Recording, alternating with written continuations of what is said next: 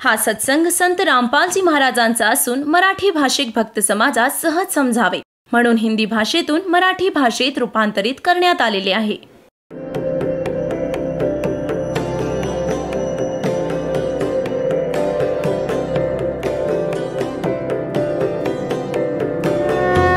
और ज्ञान सब ज्ञान डी कबीर ज्ञान सो ज्ञान और जैसे घोड़ा तोब कायम करता चले मैदान.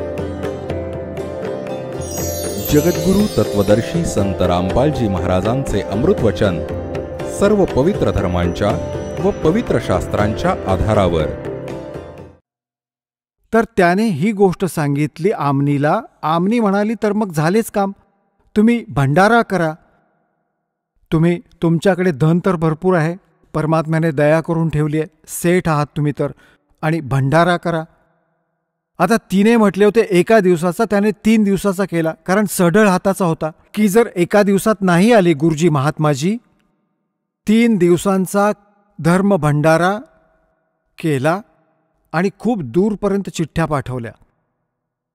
आता साधू संत आले पहिल्या दिवशी, आणि धरमदासजी ते तर आपले जसा सर्पाचा मणी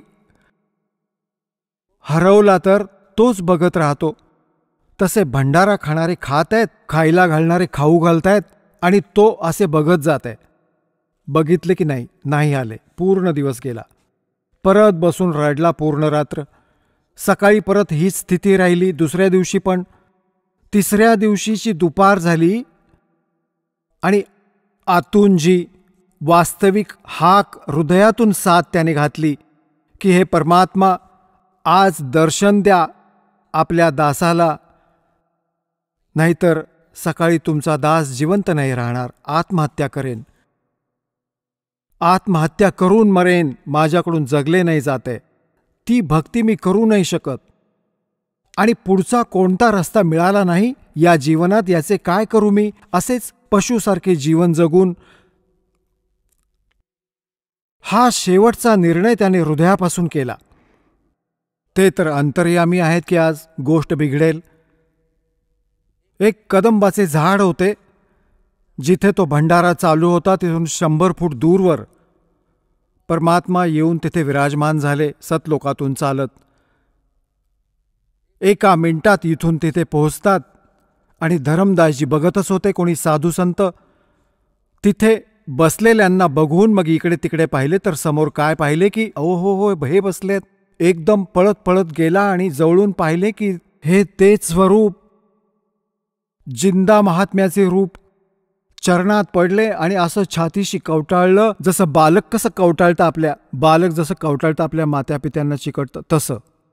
आणि म्हणू लागले महाराज, ते डोळ्यात पाहिले, अश्रू भरलेले होते, हे परमात्मा माफ करा, इथून सोडून जाऊ नका आपल्या दासाला. त्याला असे झाले की हे निघून नको जायला, सोडणार नाही यांना, मग काही पण करीन, काही करायला लागू दे. तर परमात्मा म्हणू लागले, काही गोष्ट नाही बाळा, मी तुझ्यासाठी आलोय, आणि असं कर, या सर्वांना जाऊ दे, माझा भेद नको सांगू, उल्लेख नको करू. कारण परमात्म्याला माहीत होते, जर यांच्यात 1-2 डोकं फिरलेले साधू असतील ना अडाणी, इथे त्याच्यासमोर सांगितले तर उलटसुलट बोलून याला सगळे खराब करतील. तर परमात्म्याने सांगितले, यांना बाहेर काढ पटापट. आणि तो हात जोडून, महाराज जाऊ नका. हो नाही बाळा, माझे वचन आहे, नाही जाणार. तर पटपट येऊन त्यांना निरोप दिला, जे द्यायचे होते ते देऊन, महाराजजी चला, दासाची झोपडी आहे.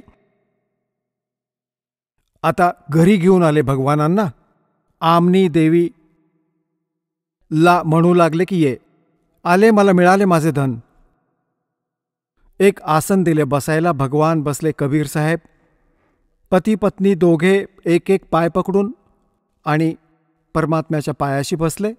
आमनी देवीने म्हटले, महाराजजी, तुमचा भक्त तर खूप कोमल मनाचा आहे, इतकी कडक परीक्षा नव्हती घ्यायला पाहिजे होती.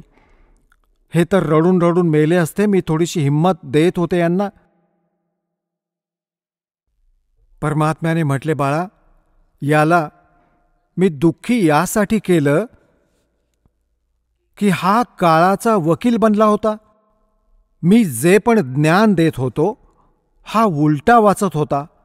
आता जसे लोखंडाला गरम करतो कारागीर, आणि बरोबर गरम झाले की त्यावर घाव मारतो तर जे पाहिजे ते बनवू शकतो. आणि थंड लोखंडावर सर्व काही घाव जरी मारले तरी तो परिणाम नाही होत. तर बाळा, हे लोखंड गरम केले मी. आता जे काही वचनाचे घाव मारीन हा सर्व स्वीकार करेल. जे मला पाहिजे ते हा बाळ स्वीकार करेल. नाहीतर 2 दिवस झाले होते डोके फोडून. हा म्हणेल आणि नाही म्हणून पडायचा. आता सगळे मानेल. हो म्हणाला, सर्व मानेन, बिलकुल मानेन. मानण्याची गोष्ट होती. लालाजी होता. पक्क हो म्हणे. दोघांनी नाम घेतलं, दीक्षा घेतली. परमात्मा म्हणाले, बाबा ठीक आहे, मी जाते, परत भेटीन. म्हणाले, अच्छा महाराज, लवकर या. आता काय केले परमात्म्याने? त्याने मनात विचार केला. सारी कथा ऐकलेली होती की कोणत्याही प्रकारे तो लोक दिसू दे. परमात्मा आपला साक्षीदार बनवू पाहत होते. त्या आत्म्याला काढले सूक्ष्म रूपात येऊन आणि सतलोकात घेऊन गेले. मागे धरमदासजी बेशुद्ध झाले. 3 दिवस व 3 रात्रीपर्यंत बेशुद्ध पडून होते. मेले नव्हते.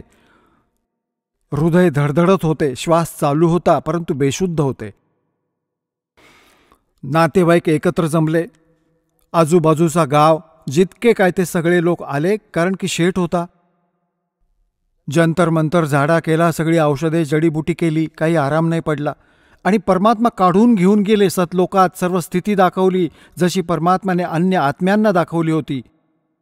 आदरणीय मलुकदास साहेबजींना, आदरणीय नानक साहेबजींना, आदरणीय दादू साहेबजींना, आदरणीय गरीबदास साहेबजींना, गावचुडानी जिल्हा झज्जरवाल्यांना, आदरणीय घिसादास साहेबजी, गाव खेकडा, जिल्हा मेरठ, उत्तर प्रदेशवाले यांना. हे तर दासांच्या माहितीत आहेत. बाकी अजून तर बऱ्याच जणांना, पुण्यात्म्यांना बरोबर घेऊन गेले असतील. तर असे धरमदासजींना सगळे दाखवून परत सोडले 3ऱ्या दिवशी. आणि धरमदासजी जेव्हा उठले, शुद्धीत आले. महाराजजी कुठे आहेत? महाराजजी कुठे गेले? कुठे गेले? अरे कुठे गेले? आता घरातल्यांनी विचार केला, चला भगवान हा जिवंत तर आहे. हा जिवंत तर झाला. आणि परमात्म्याने सांगितले होते की मी काशीमध्ये विणकराचे काम करतो आणि सतनाम देईन, तिथे ये. तर तो कुठे थांबणार होता? सरळ पोहोचला तिथे काशीमध्ये. तिथे पाहिलं, भगवानाच्या पाया पडले आणि मग सर्व गोष्टी झाल्या. आता पुण्यात्म्यांनो, दास काय सांगू इच्छित होता सुरुवातीला, की आपण जे आहात किती पुण्यकर्मी प्राणी आहात. परमात्म्याने त्यावेळी सांगितले होते, धरमदासजींनी जेव्हा पाहिले होते डोळ्यांनी सर्व, आणि म्हटले, भगवान तुम्हाला पाहिले, सर्व स्थितीची माहिती झाली, ब्रह्मा विष्णू महेशची माझे बोलणे तुम्ही करून दिले, हे आपोआपच आमचा नाश जन्ममृत्यू होतो. तर याचा अर्थ परमात्मा वेद आणि जितकी पण कुराण पुराण वगैरे सर्व खोटे आहेत. तेव्हा परमात्म्याने म्हटले, बाळा ये वेद और किताब झूठे नहीं भाई, झूठे है ये समझे नाही. यातच सर्व काही लिहिलंय माझ्याविषयी आणि सच्चाई तर आहे यात. सर्व काही ब्रह्मा विष्णू महेश यांचा जन्म मृत्यू होतो, यांचे माता पिता आहेत, या पुराणात सर्व लिहिलंय. परंतु बाळा अजून याला उघड नको करूस. आणि मग जेव्हा कलियुग 5500 वर्ष संपून जाईल, तेव्हा मी माझ्या या बाळांना माझ्या महिम्याने परिचित करीन. तर धरमदास म्हणाले, हे भगवान, आता तर कलियुगाचा चांगला काळ आहे आणि मधली पिढी येईल तोपर्यंत कलियुगात लोक खूप बिघडतील. परमात्मा, आज तुमचे म्हणणे मानायला कोणी तयार नाही, त्यावेळी कोण स्वीकार करेल? तेव्हा परमात्म्याने म्हटले, त्यावेळी मी सगळ्यांना शिक्षित करीन आणि बाळा तेव्हा मी स्वतः येईन आणि या सर्वांना यथार्थ ज्ञानाने परिचित करीन. तर पुण्यात्म्यांनो, धरमदासजींना समजावले की धर्मदास मेरी लाख दुआई, ये सार नाम की दबार ना जाई, और सार नाम बार जो पढ़ी बिचली पेडी हंसनी तरही. मग परत दुसऱ्यांदा सांगितले की धर्मदास मेरी लाख दुआई, ये मूल ज्ञान की दबार ना जाई. हे जे ज्ञान मी तुला सांगितलंय ते असं उघड नको करूस, नाहीतर ये बिचली पेडी हंसनी तरही.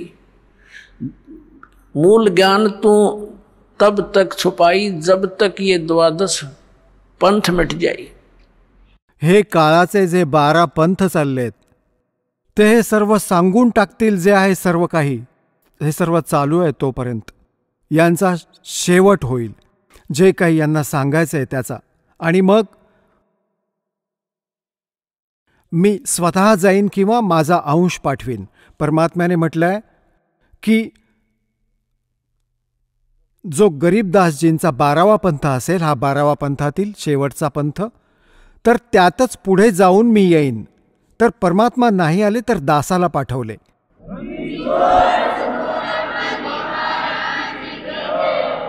तर पुण्यात्म्यांनो, ही ती वेळ आहे. आज जे परमात्म्याने 5500 वर्षांपूर्वी म्हटले होते की धर्मदास, जोपर्यंत ती वेळ येत नाही ती निश्चित नाही येणार. असे तर माझे वचन असे वाटतील की जशा निराधार गोष्टी आहेत, परंतु ती वेळ येईल तेव्हा बघ, सगळ्या मुलांना सतनाम देईन, सगळ्यांना ज्ञानाने परिचित करीन आणि पूर्ण विश्वात एक माझेच ज्ञान राहील, एकच भगवान राहील.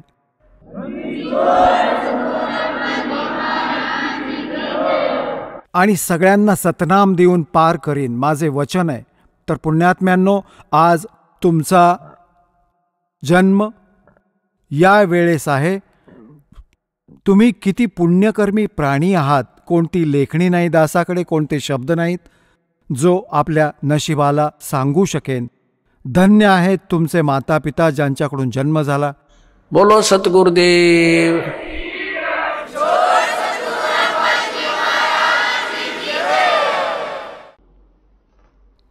परमपिता परमात्मा पूर्ण ब्रह्म, साऱ्या सृष्टीचे रचनाकार, कुळाचे मालक, कबीर देव, कबीर साहेब, अल्लाहू अकबर यांच्या असीम कृपेने तुम्ही पुण्यात्मे सत्संग ऐकायला उपस्थित झालात.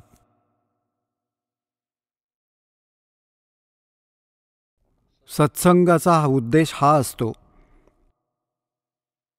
की या भटकलेल्या प्राण्यांना परमात्म्याची आठवण ताजी व्हावी. सत्संगामध्ये ज्ञान दिलं जातं की मनुष्य जीवन कशासाठी प्राप्त झालं, मानव जीवनाचा उद्देश काय आहे. मग त्यातून आठवण करून दिली जाते की महापुरुषांची वाणी प्रमाणासाठी घेतली जाते आणि ती अमरवाणी जी स्वतः परमात्मा येऊन आपल्याला यथार्थ ज्ञान सांगतात, ज्याला गीतेच्या अध्याय नंबर 4च्या श्लोक 32 सच्चिदानंद घनब्रह्मची वाणी म्हटलंय, कबीर वाणी म्हटलंय.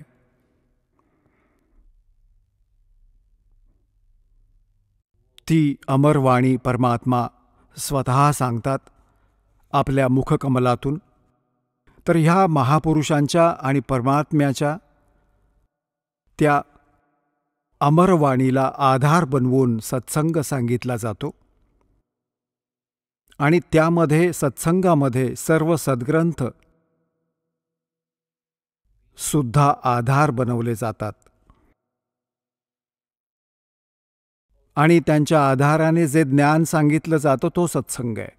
ह्या व्यतिरिक्त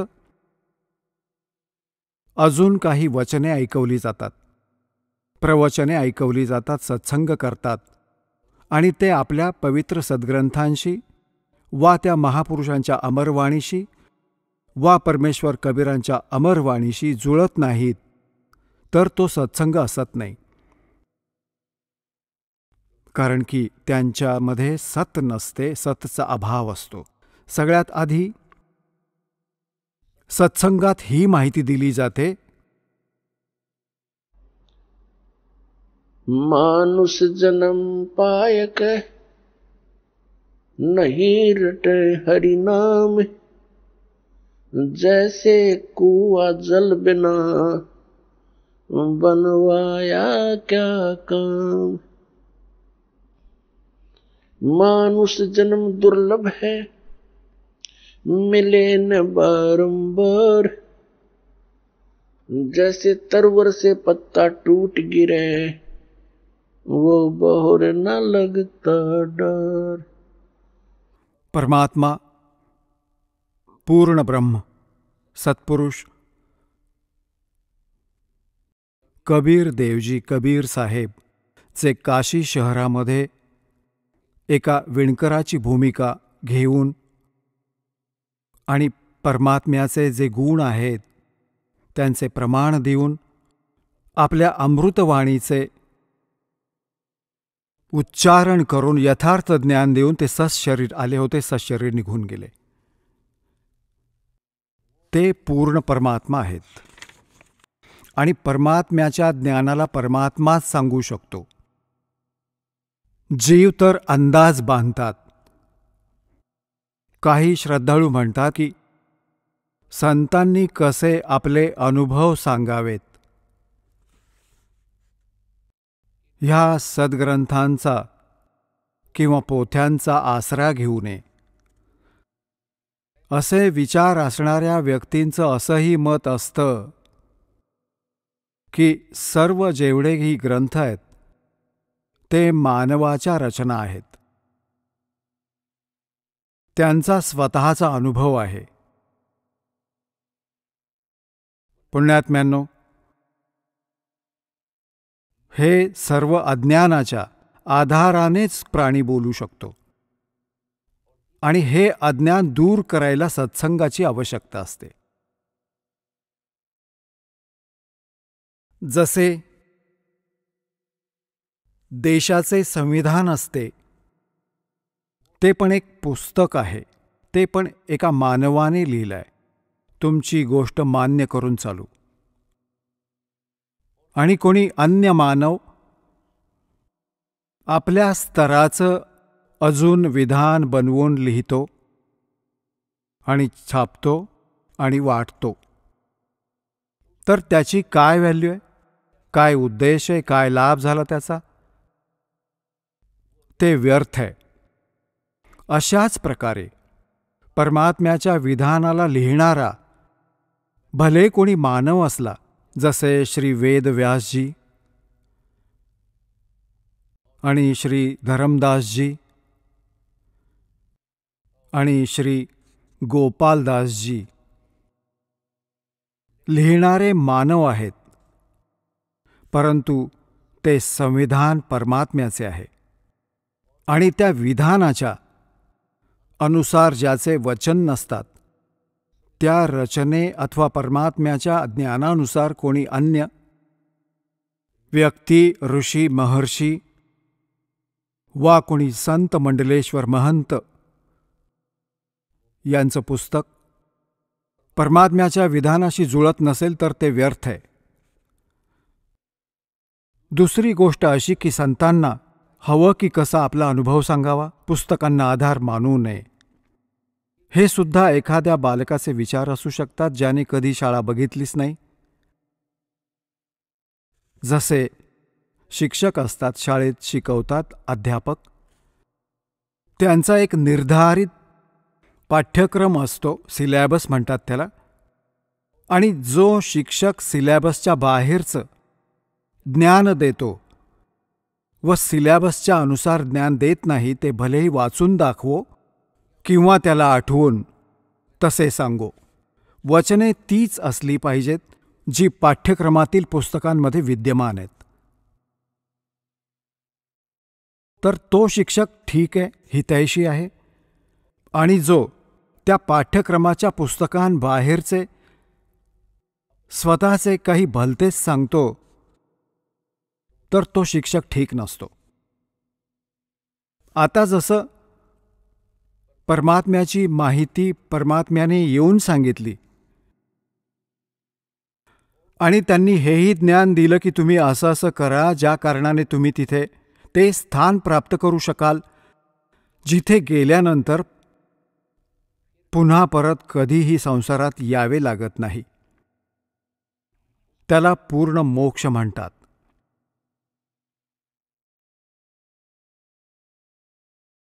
आता कोणी म्हणतात की भगवानाचं दर्शन झालं तर कल्याण होऊन जातं.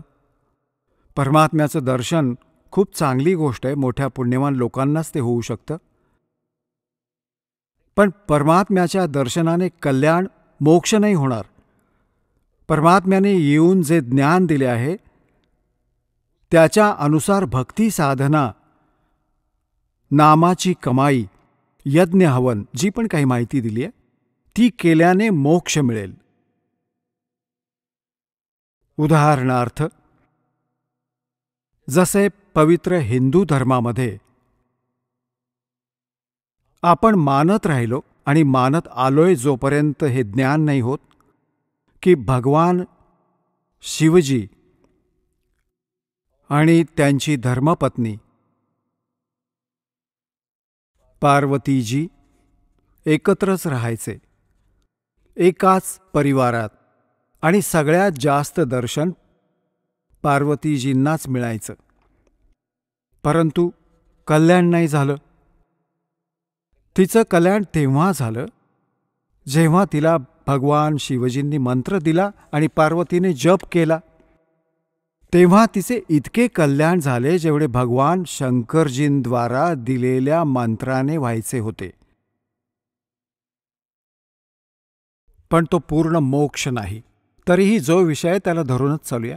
सांगण्याचा भाव हाच आहे की भगवानाचे दर्शन पुण्यवान माणसालाच होते. पण संत जे सांगतात, परमात्मा जे ज्ञान देऊन जातात, त्यांच्या अनुसार साधना केल्यानेच मोक्ष मिळतो. नामाची कमाई करावी लागेल. काही असे माथे फिरू संत आहेत जे सांगतात की नामाची कमाई काही कामाची नाही, नामाचा जप करण्याची काही गरज नाही, सद्गुरू पार करून नेईल. तो शिक्षक नाही, तो शत्रू आहे विद्यार्थ्यांचा, जो विद्यार्थ्यांना सांगतो की तुम्ही अभ्यास करण्याची गरज नाही, शिक्षक पास करून देईल. आणि हे स्वतःला संत म्हणवतात आणि श्रद्धाळूपणे यांच्याकडे जमा होऊन संत मानून त्यांचं गुणगान करतात, त्यांचे विचार ऐकतात, अनुयायी होऊन जातात. ह्याचं कारण काय की आम्हाला अजिबात ज्ञान नाही अध्यात्माचं. आणि जोपर्यंत आपल्याला अध्यात्माचं ज्ञान होणार नाही, हे संत आपल्याला असेच मूर्ख बनवतील. कोणी 4 विचित्र वेगळ्या गोष्टी सांगितल्या तर आपल्याला असं वाटेल की हे पूर्ण संत आहेत. तर दासाचा हा उद्देश आहे की तुम्हाला अध्यात्म ज्ञानाशी इतकं परिचित करून देऊ की तुम्ही कोणाकडून भ्रमित होऊ शकणार नाही. नाम देणं ही तर अगदी सोपी गोष्ट आहे. त्याचं तुम्ही स्मरण करायचं आहे, खूप चांगली गोष्ट आहे. पण जुळून आलेल्या गोष्टी कोणी न बिघडवं, कोणी माथे फिरू येऊन की तो संत पूर्ण आहे, तो असं सांगतो, तो असं करतो, तेव्हा तुम्ही आपल्या ज्ञानाच्या आधारावरच तुमच्याकडूनच रिजेक्ट करून टाका की नाही, तुम्ही भ्रमित आहात, तुम्हाला ज्ञान नाही. तेव्हा पुण्यात्म्यांनो, आपला अनुभव सांगणे चांगली गोष्ट आहे, पण तो अनुभव त्या सद्ग्रंथांशी जुळणारा हवा. जशी एक थिअरी असते, जसं मुलं प्रॅक्टिकल करतात लॅबमध्ये, तर प्रॅक्टिकल करण्याच्या आधी त्यांना एक लिखित विधान, त्याची प्रक्रिया दिली जाते. मग मुलं ते वाचतात की कोणती कसं कसं करायचं आहे ते वाचून मग ते प्रॅक्टिकल करतात. तर हे ज्ञान जे आहे ती एक थिअरी आहे, म्हणजे ही लिखित माहिती आहे जे प्रॅक्टिकल आपण करायला जात आहोत. ज्याची थिअरी चुकीची आहे तर प्रॅक्टिकल पण ऑटोमॅटिकली चुकीचं होणार. तर आपले जे सद्ग्रंथ आहेत ते आपली थिअरी आहेत आणि परमात्म्याचे जे साधन त्यात वर्णित आहेत ते करणं आपलं प्रॅक्टिकल आहे. मग ते केल्याने जो फायदा होईल ते पण सद्ग्रंथात लिहिलेलं आहे. मग ते सांगायची गरज कशी पडली? आपला अनुभव सांगा. तर अशा प्रकारे या भ्रमित व्यक्ती पावला पावलावर बसल्यात भ्रमित करणाऱ्या. श्रद्धाळूंची कमी नाही. श्रद्धाळूंना परमात्म्याची एक विशेष ओढ असते आणि ते परमात्म्यासाठी भटकत असतात. आत्मा जेव्हापासून मालकांना सोडून गेला त्याला त्याच वेळेपासून त्याची आवश्यकता पडली होती.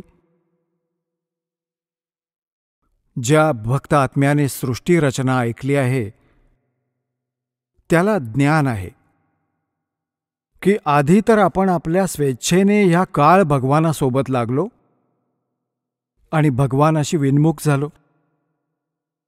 आणि ज्यावेळी ही प्रकृती दुर्गा देवी ह्या काळ भगवानाजवळ सोडली गेली तेव्हापासूनच ह्या काळाने आपल्याशी दुर्व्यवहार चालू केला.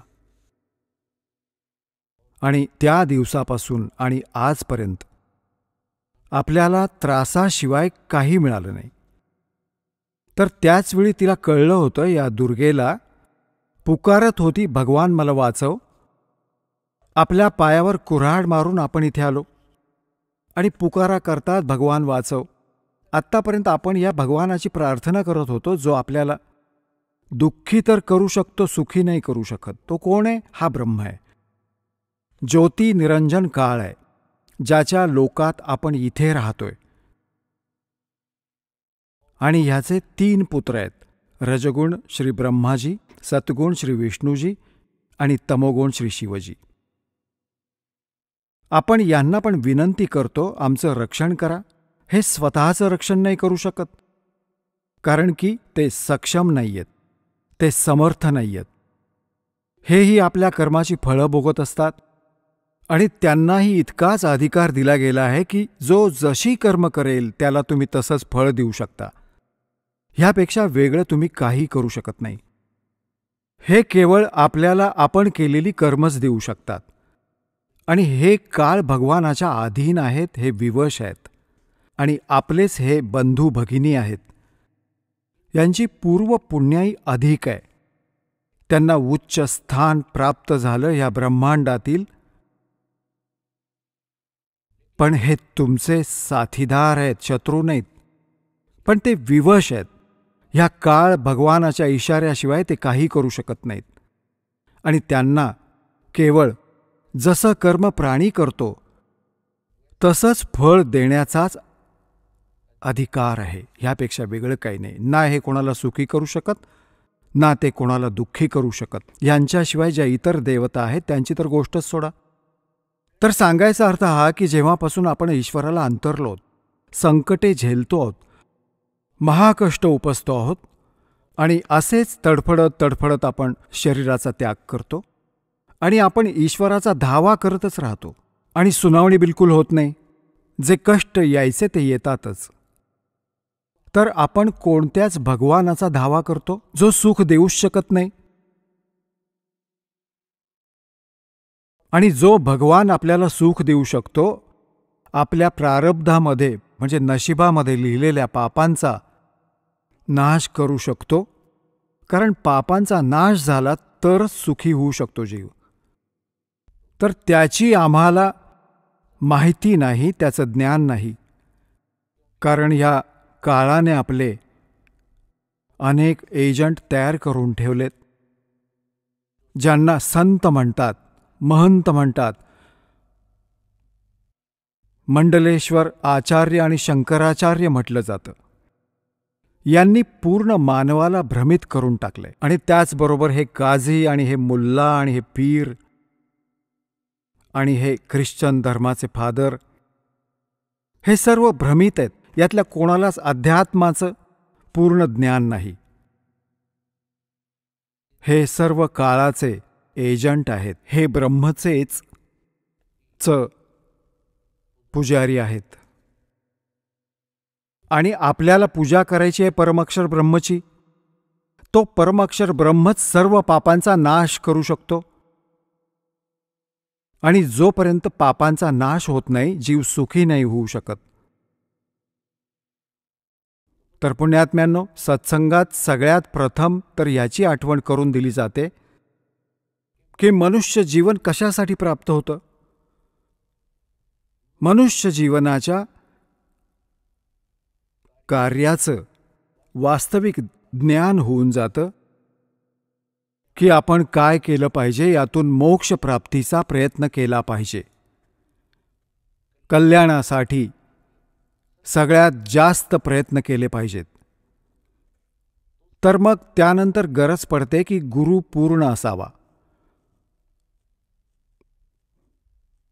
मग पूर्ण गुरुने तुमचं काम होईल. ह्याच्या मुख्य 2 गोष्टी असतात.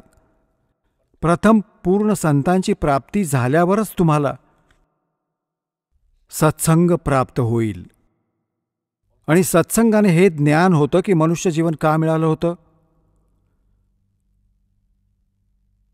तर मग तुमचं कल्याण फार सहज होऊन जाईल.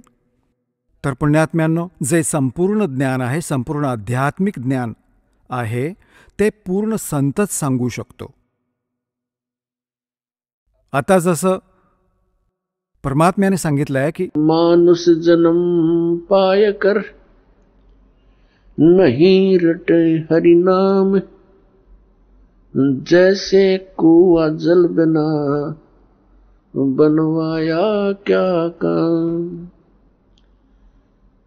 परमात्म्याने मनुष्य जीवनाची आवश्यकता किती सांगितली आहे की जी व्यक्ती, जो प्राणी मनुष्य जीवन प्राप्त करून परमात्म्याचे नाम जप करत नाही, त्याची भक्ती साधना करत नाही, तो तर असा आहे जशी पाण्याविना विहीर असते. वेल विदाउट वॉटर, पाण्याविना विहीर. तिचे नाव विहीर अवश्य आहे, पण तिच्यात पाणी नाही. परंतु गुण विहिरीचे नाहीत. ठीक अशाच प्रकारे ज्या व्यक्ती परमात्म्याची भक्ती करत नाहीत, तर ते असे आहेत जसे पाण्याविना विहीर. त्याचं नाव मनुष्य जरूर असलं तरी गुण मनुष्याचे असू नाही शकत. त्यासाठी सत्संगाची गरज पडते. आणि सत्संगात ह्याची आठवण करून देतात की परमात्म्याची भक्ती कशासाठी करायची. परमात्म्याची भक्ती अशासाठी करायची की परमात्मा आठवण करून देतो, साहेब से चितलाले रे मन गर्भ गुमानी. साहेब म्हणजे भगवानाकडे, परमात्म्याकडे चित्त लाव, विशेष ओढ लावून घे भगवानाशी. अरे मना, गर्व गुमानी, हे अभिमानी मना, परमात्म्याकडे चालू पड. का चालू पड, कशासाठी, काय कारण आहे, काय तोटे आहेत, केल्याने काय फायदे आहेत. नाभि कमल में नीर जमा, तेरा दीन्या मैल बनाए. नीचे जठरा अग्नि जल थी, वहां तेरी करी सहाय. नीचे शीस चरण ऊपर को, वो दिन याद कराए. दांत नहीं जब दूध दिया था, अमी महारस खाए. बाहर आया भरम बुलाया, बाजे तोर सनाए. तू ही तो छोड़ दे, अब चला अधम किस राय. दाई आई घुटी प्याई, माता गोद खिलाए.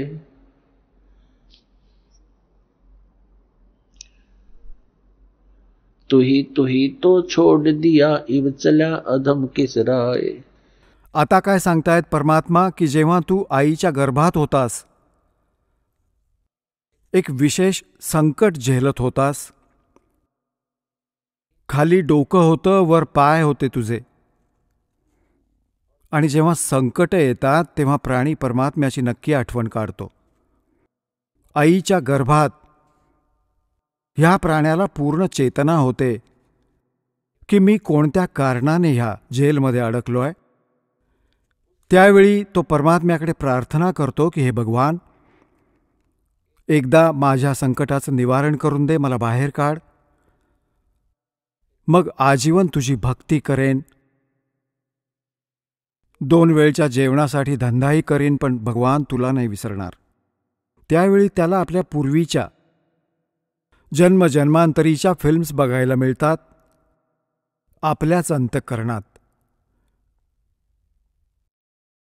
कारण आपल्या अंतःकरणामध्ये परमात्म्याने एक अशी व्यवस्था करून ठेवली आहे की जे पण क्रिया, काम, कर्म आपण करतो आणि जे पण चांगले वाईट विचार आपण आपल्या हृदयात आणतो ते सर्व रेकॉर्ड होऊन जातात. जोपर्यंत जीव मोक्ष प्राप्त करत नाही तोपर्यंत त्याच्या अंतःकरणात त्याची सर्व कर्मे आत फीड असतात. आणि जेव्हा हा जीव संसार सोडून जातो, धर्मराजाकडे जाताच त्याची ती केलेल्या कर्मांची फिल्म सुरू होऊन जाते. तिथे त्याला हे सांगायची गरज पडत नाही की हे तू चुकीचं वागलास, अमान्य कर. तिथे अमान्य करायला वाव नसतो की मी असं नाही केलं.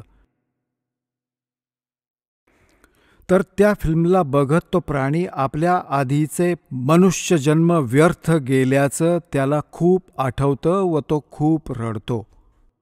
मी किती वाईट होतो, मला संतांनी सावध पण केलं, भक्ती करायला सुरुवातही केली, सोडून दिलं, मग आपल्याच मस्तीत राहिलो. परमात्म्याची भक्ती न केल्याने आजपर्यंत मी भटकत आहे. तर त्यावेळेस परमात्मा आठवण करून देतात की जेव्हा तू आईच्या पोटात होतास, जेव्हा म्हणायचास की हे भगवान तूच सर्व काही आहेस, आणि आता एकदा तू मला या आईच्या कैदेतून, पोटाच्या कैदेतून बाहेर काढ, तुला कधीच नाही विसरणार. मग त्यावेळेस परमात्मा म्हणतात की बाहर आया और भरम बुलाया, अब चला अधम किसरा. अरे नालायक, आता कोणता रस्ता, कोणती वाट स्वीकारलीस तू? काय सांगतायत कि 12 वर्ष खेलते बीते लीना ब्या करवा. पूर्वी लहान वयात लग्न व्हायचं त्यावेळची वाणी आहे ही. 12 वर्ष खेलते बीते लीना ब्या करवा, और तरुणी नारी से बना गरबारी, अब चालला मूल गवा. परमात्मा असं नाही म्हणत की लग्न लावू नका. सांगण्याचा मतितार्थ हा की ह्यातच व्यग्र नका राहू. ह्या मनुष्य जीवनाच्या ह्या मुख्य कार्यांचीही त्याला अजून एक जोड द्या. आणि त्याशिवाय ही सारी कामं व्यर्थ आहेत. आणि त्याच्याबरोबर झाली तर सर्व सफलता. जेव्हा व्यक्ती महादुःखी होते, आपल्या पातळीवर सर्व प्रयत्न करते, मग तो राजा का असेना, तर त्याला भगवानाची आवश्यकता जाणवू लागते. राजे लोक पण परमात्म्यासाठी साधू संतांकडे जातात, आशीर्वाद प्राप्त करतात. तर परमात्मा आपल्याला आठवण करून देतात की तू भिकारी का बनतोस. ते साधू काय करतात, ते सुद्धा तर भगवानाची भक्ती करतात. तू पण कर. तू स्वतः धनी बन त्या भक्तीचा. याचक का बनतोस तू? तर ते काही आपल्याला समजत नाही, कारण आम्हाला अत्यंत मिसगाईड करून ठेवलंय. आम्ही हाच विचार करतो की भक्ती तर ते लोक करतात जे गुहेत राहतात. भक्ती तर तेच करू शकतात जे बिलकुल घरातून घराचा त्याग करून जंगलात जाऊन बसलेत, फ्री आहेत. ते फ्री नाहीत, ते तर तुमच्यापेक्षाही दुःखी आहेत. तर परमात्मा आपल्याला आठवण करून देतात की तरुणी नारी से गरबारी, और चालला मूल गवा. मूळचा अर्थ आहे जो आपल्या मनुष्य जीवनाची श्वासरूपी पुंजी, जे मूळ धन तुला प्राप्त झालं होतं, ह्या मनुष्य जीवनात जितके श्वास आहेत हे तुमचं धन आहे, हे मूळ धन आहे. आणि ह्या मूळ धनापासून आपण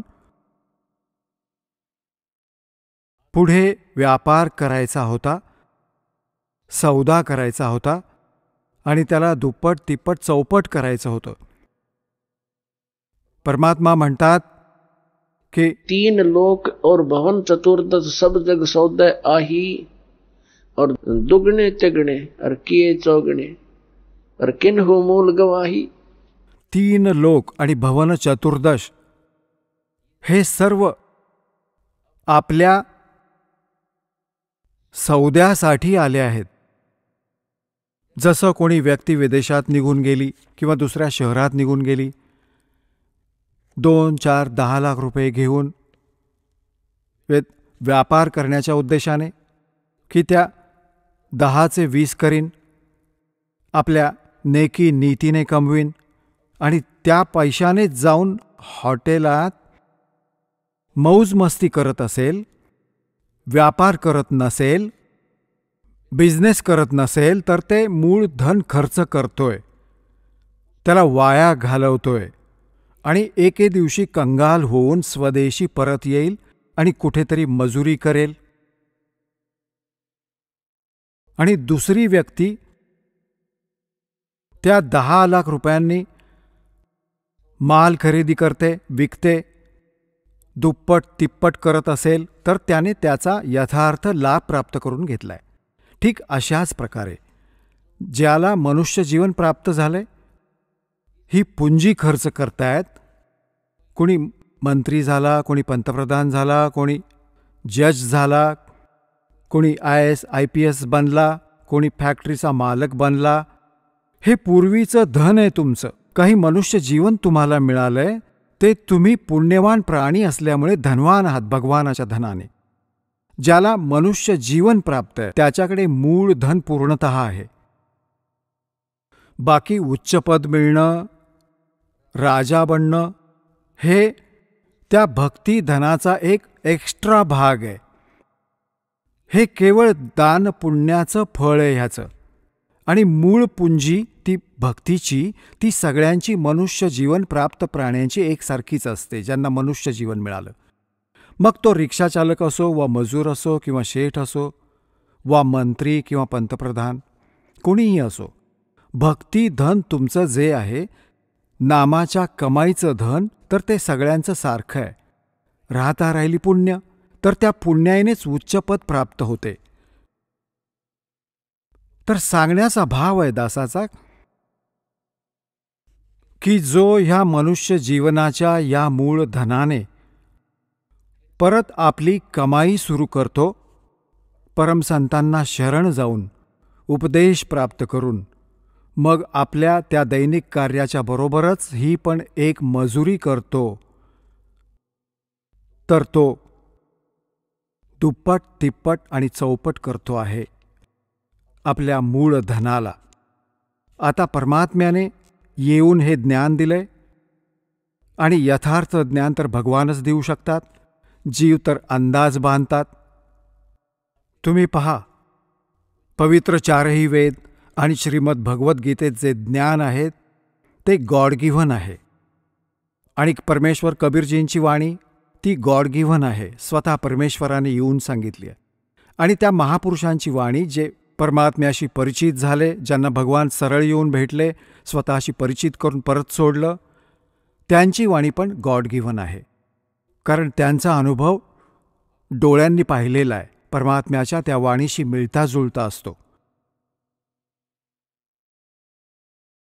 तर अशा प्रकारे जी 18 पुराणे आहेत त्यांना पहा, ते जीवाचे विचार आहेत. ब्रह्मा विष्णू महेश आणि इतर ऋषी महर्षींचं स्वतःचं ज्ञान अनुभव आहे. ते वेदांशी फार कमी जुळतं.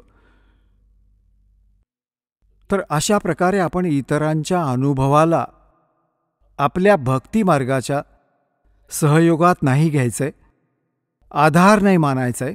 हे ज्ञान ऐकण्यासाठी, ज्ञान समजण्यासाठी 18 पुराणं आपल्याला विशेष मदत करतात, पण भक्तीच्या विधीसाठी त्यांची मदत आपण बिलकुल घ्यायची नाहीये. आणि त्यात ज्या भक्तिक्रिया सांगून ठेवल्यात त्या वेदांशी जुळत नसतील तर घ्यायच्या नाहीत. त्यांचं आपण पालन करायचं नाही, तरच आपण सफल होऊ. तर काय सांगितलंय की जोपर्यंत हे मनुष्य जीवन तुमच्याकडे आहे तर तुम्ही त्याचा फायदा घेऊ शकता. काय सांगितलंय की लोहे जैसा ताप जात है ये काया देश राही, और 3 लोक और भवन चतुर्दश सब जग सौदे आही. जसं कारागीर लोखंडाला गरम करतो, त्याला इतकं गरम करतो खूप जास्त, आणि मग त्याला काढून लगेच त्याच्यावर घाव घालतो. गरम गरम लोखंडावर घाव घालून तो जी वस्तू बनवायची ती बनवू शकतो. लोखंड थोडं जरी गार झालं मग त्याच्यावर कितीही घाव का घालेना, घण ठोकू द्या, काही फायदा होत नाही. ती वाकडी तिकडी बनते, ती वस्तू नाही बनणार ज्याच्यासाठी प्रयत्न केला होता. तर हे मनुष्य जीवन ज्याचं शांत होऊन जाईल, जोपर्यंत मनुष्य जीवन आहे हे लोखंड गरम आहे, ह्याच्यावर राम नामाचे घाव घालून तुम्हाला जे बनवायचे ते बनवू शकता. जेव्हा हे थंड होऊन जाईल, मृत्यू होऊन जाईल, मग काही होऊ शकणार नाही. नंतर श्राद्ध घालत राहा, तर थंड झाल्यावर घाव मारणं झालं. मग त्याचं 13वं घालत राहा, 13वं 17वं, हे तर लोखंड थंड झाल्यावर व्यर्थ प्रयत्न करणं झालं. तर इथे काय सांगितलंय, 3 लोक और भवन चतुर्दश सब जग सौदे आही, दुगणे तिगणे किए चौगणे किन्हू मूल गवाही. कोणी तर दुप्पट तिप्पट चौपट करून घेतलं मनुष्य जीवनात सद्भक्ती करून, तर कोणी मूळ धनाचा नाश केला, हरवून टाकलं. म्हणजे मनुष्य जीवन इथेच असं तसं करून इतर क्रियांमध्ये व्यर्थ करून टाकलं. त्यांनी मूळ धनाचा नाश करून टाकला. आता भक्ती न करण्याने काय हानी होईल. नरसेती तू पशुआ की जय, गद्दा बैल बनाई, ये 56 भोग कहाँ मन मूर्ख, कित कुरडी चरणे जाई.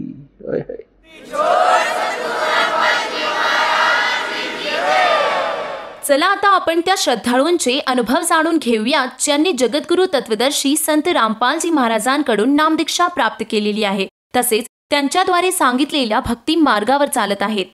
नमस्कार सतसाहेब. आपलं नाव? सुनील बाबूराव सरोदे. आपण कुठून आलात? जालना, महाराष्ट्र. आपला व्यवसाय काय आहे? मी पेंटिंग काम करतो आणि माझं एक म्हणजे कॉन्टॅक्टवर दुकान आहे. जुनं दुकान माझं मस्त घडलं होतं. संत रामपालजी महाराजांची गुरुदीक्षा आपण कधी घेतली? 2017ला. संत रामपालजी महाराजांची गुरुदीक्षा घेण्याअगोदर आपण व आपला परिवार कोणती भक्ती साधना करत होतात? पारंपरिक पद्धतीची जी देवी देवताची पूजा, ब्रह्मविष्णूची पूजा, मग पायवारीमध्ये दिंडीमध्ये जाणं पंढरपूरला, बरंच जी पारंपरिक भक्ती होती तीच पारंपरिक भक्ती आम्ही करायचो. जे की उपास तापस करायचे. वारकरी संप्रदायाशी निगडीत असल्यामुळं कधीकधी एकादशी, आषाढी वारी, देवशयनी आषाढी, ह्या कार्तिकी आषाढी, ह्या आषाढी एकादशीला आम्ही पायी दिंडीमध्ये पंढरपूरला जायचो. सर, जसं तुम्ही सांगत आहात की आपण महाराष्ट्रामधून आला आहात आणि महाराष्ट्र आज साधू संतांची भूमी म्हणून ओळखली जाते आणि या पावनभूमीत बरेचसे साधू संत झालेत. परंतु या विपरीत आपण संत रामपालजी महाराज जे काही हरियाणा स्थित हिसार येथे आहेत, तर मला असं विचारायचं आहे की महाराष्ट्रातल्या साधू संतांना सोडून आपण हरियाणामध्ये संत रामपालजी महाराजांकडे जाऊन त्यांची नामदीक्षा आपण कशी घेतली?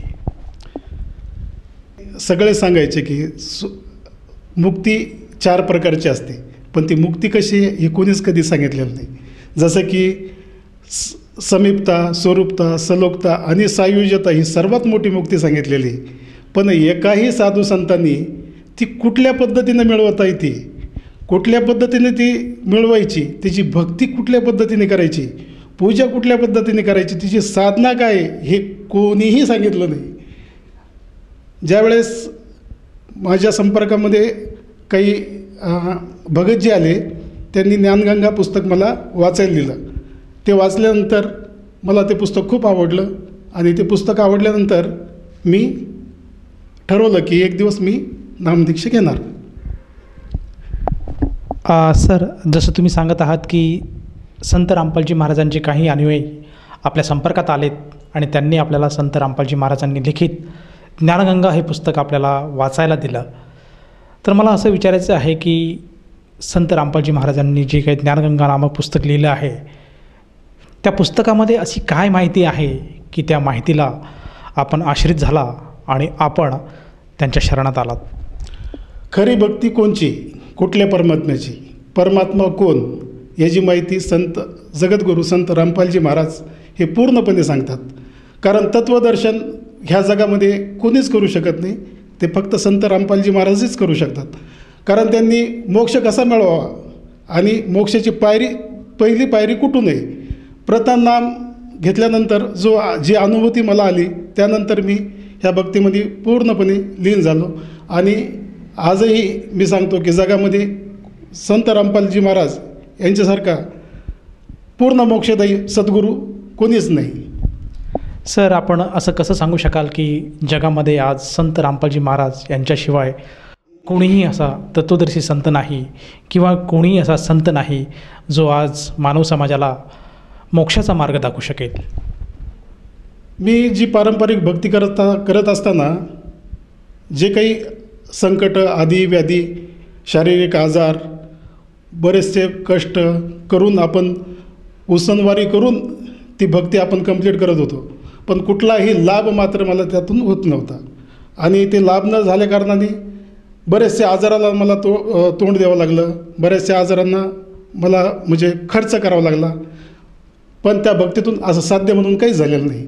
ज्यावेळेस मी नामदीक्षा घेतली संत रामपालजी महाराजांची, त्यानंतर मला शारीरिक, मानसिक आणि आर्थिक सगळ्या प्रकारचे लाभ झाले. त्याचप्रमाणे संत रामपालजी महाराज जे शास्त्रविरुद्ध साधना कशी खोटी आहे आणि शास्त्र आधारित साधना कशी योग्य आहे ते शास्त्र उघडून आणि स्वतः प्रमाण देऊन त्या प्रत्येक प्रमाणावर बोट ठेवून ते पूर्ण जे सद्ग्रंथ आहेत सर्व धर्माचे आणि त्यातलं जे सारतत्व आहे त्यातलं ते तत्वदर्शन आहेत हे फक्त जगद्गुरू संत रामपालजी महाराज यांनीच आत्तापर्यंत सांगितलेलं आहे. आत्तापर्यंत ते कोणीच सांगितलेलं नाही. आणि ते याच्यावर सर्व विश्वातल्या प्रत्येक प्राण्याला ते ज्ञान कळू शकतं, इतक्या सोप्या आणि सरळ भाषेमध्ये ते सांगतात.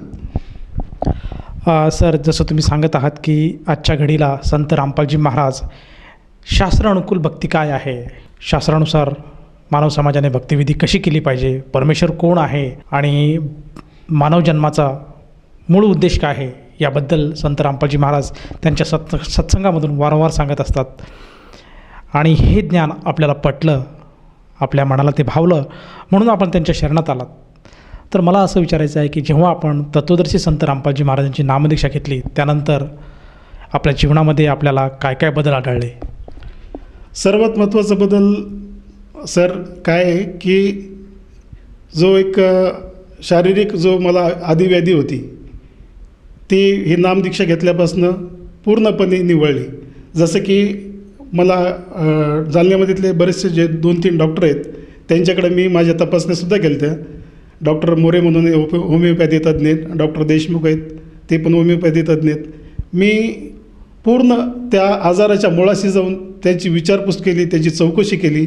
माझ्या शरीरामध्ये रक्त प्रक्रिया जी व्यवस्था असती ती तयारच होत नव्हती आणि तो आजार इतका बळवत गेलता की मला विकनेस, बरेचसे वेळेस आजारपण, ताप राहणं, विकनेस इतका होता की रस्त्याने चालतासुद्धा येत नव्हतं, इतका विकनेस होता. आणि मी डॉक्टरांना दाखवल्यानंतर होमिओपॅथी तज्ज्ञ, ॲलोपॅथी, आयुर्वेद सर्वांना मी दाखवल्यानंतर त्यांनी फक्त एकच सांगितलं होतं की इलाज तर नाही पण तुमचा आपण प्रयत्न करू शकतो. हा आजार बळावून नीट करण्यासाठी आपण प्रयत्न करू शकतो. पण त्या आजाराचं त्यांना मूळ सापडत नव्हतं आणि तो आजार मला वारंवार त्या आजारामुळं ॲसिडिटी होणं, अन्न पचन न होणं, पाईलचे त्रास, असे बरेचसे त्वचा विकार अशा त्या आजारातून उत्पन्न होऊ लागले. पण ज्यावेळेस मी नामदीक्षा घेतली तर 3 महिन्यानंतर मला आजार कुठला होता, काय होता, हे आजार राहिलाच नाही आणि पूर्ण शारीरिक जे माझं व्याधी होत्या त्या पूर्ण निघून गेल्या. त्यामुळं माझी मानसिक स्थिती चांगली झाली, माझी आत्मिक स्थिती चांगली झाली आणि सगळ्यात महत्त्वाचं हे सगळं चांगलं झाल्यामुळं माझी आर्थिक स्थिती चांगली झाली. कारण मी ज्यावेळेस ते एक काम करायचो त्यानंतर मी नामदीक्षा घेतल्यानंतर जिथं 500 रुपयाचं काम करायचं तिथं आज मी 1500-2000 रुपयाचं काम दिवसभरात करू शकतो. जसं तुम्ही सांगत आहात की संत रामपालजी महाराजांच्या मार्गात आल्यानंतर आपल्याला जो काही आत्मिक लाभ झाला आणि या सद्भक्तीमुळे आज आपल्याला परमेश्वराने आपल्यावर कृपा केली आणि जो काही असाध्य असा रोग आपल्याला जडला होता तो आज दूर झाला. तर ह्या अनुषंगाने आपण आपल्यासारखे जे काही आज व्यक्ती रोगांमुळे त्रस्त आहेत, ते जीवनाला कंटाळून गेलेले आहेत, आत्महत्याचा प्रयत्न करीत आहेत, तर अशा सर्वांसाठी आपल्या अनुभवातून आपण त्यांना काय संदेश द्याल? जी शास्त्रविहित भक्ती आहे ती संत रामपालजी महाराज हे सांगतात आणि त्या शास्त्रविहित आणि भक्तीमुळं पूर्ण मनुष्य प्राण्याला मोक्ष मिळू शकतं. त्यातून तुम्हाला शारीरिक, मानसिक, आर्थिक सर्व प्रकारचे लाभ तुम्हाला मिळतील. पूर्ण समाजाला, सर्व धर्माच्या समाजाला माझी विनंती आहे की या आणि तुम्ही संत रामपालजी महाराज हे भगवानाच्या रूपामध्ये अवतरित झालेले आहेत, या आणि आपली मोक्षाची कमाई करून घ्या. सर, जसं आज तुम्ही भक्त समुदायाला आवाहन करत आहात की आज पृथ्वीच्या पाठीवर केवळ संत रामपालजी महाराज हेच एक असे संत आहेत जे खरं तत्त्वज्ञान सांगत आहेत, शास्त्र अनुकूल भक्ती सांगत आहेत, तर समाजाने आज त्यांचं ज्ञान समजून घ्यायला हवे आणि त्या ज्ञानावर चालून आपल्या जीवनाचं कल्याण करायला हवे. तर या अनुषंगाने जर कोण्या साधकाला जाणवलं की आपण सुद्धा संत रामपालजी महाराजांच्या मार्गात यायला हवं, त्यांच्याकडनं आपण गुरुदीक्षा घ्यायला हवी, तर असा व्यक्ती संत रामपालजी महाराजांची गुरुदीक्षा कशी घेऊ शकेल? विविध चॅनेलवर जगद्गुरू संत रामपालजी महाराज यांचे प्रवचन चालू असतं, सत्संग चालू असतो. तर खाली एक पट्टी येते, त्या पट्टीवर फोन नंबर आणि नामदान केंद्राचे नंबर दिलेले आहेत. तुम्ही त्यावर कॉन्टॅक्ट करून जवळचं नामदान केंद्र कुठं आहे हे बघायचं आणि नामदीक्षेसाठी तिथं संपर्क करायचा. सर, जसं तुम्ही सांगत आहात की संत रामपालजी महाराजांच्या दयेने आज महाराष्ट्रामध्ये प्रत्येक जिल्ह्यामध्ये नामदान केंद्राची सुविधा उपलब्ध आहे आणि भक्त समुदायास जर संत रामपालजी महाराजांची नामदीक्षा घ्यावयाची असेल तर आपल्या टी व्हीच्या स्क्रीनवर जे मोबाईल नंबर आज फ्लॅश होत आहेत त्यापैकी कुठल्याही एखाद्या मोबाईल नंबरवर संपर्क साधला तर त्याला जवळच्या नामदान केंद्राची माहिती मिळेल आणि तेथे जाऊन ती व्यक्ती नामदीक्षा घेऊ शकेल. पण मला असं विचारायचं आहे की या नामदीक्षेसाठी त्या व्यक्तीला किती पैसे मोजावे लागतात?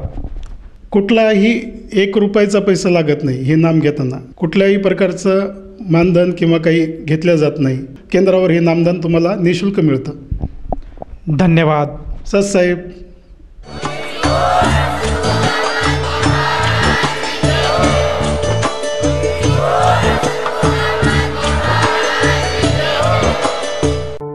आपण ऐकत होता जगद्गुरू तत्वदर्शी संत रामपालजी महाराजांचे मंगल प्रवचन. निःशुल्क नामदीक्षा प्राप्त करण्यासाठी आणि अधिक माहितीसाठी संपर्क करा 7030303951 7030303952. आमची वेबसाईट आहे www.jagadgururampalji.org. सर्व पवित्र धर्मांच्या पवित्र शास्त्रांवर आधारित प्रमाणित अनमोल पुस्तक ज्ञानगंगा किंवा जगण्याचा मार्ग यापैकी कोणतेही एक पुस्तक निःशुल्क मागविण्यासाठी आम्हाला आपले पूर्ण नाव, पूर्ण पत्ता, पिनकोड सहित आणि फोन नंबर लिहून 7030303951 7030303952 या नंबरावर SMS करू शकता किंवा आम्हाला 7030303950 या नंबरावर WhatsApp देखील करू शकता.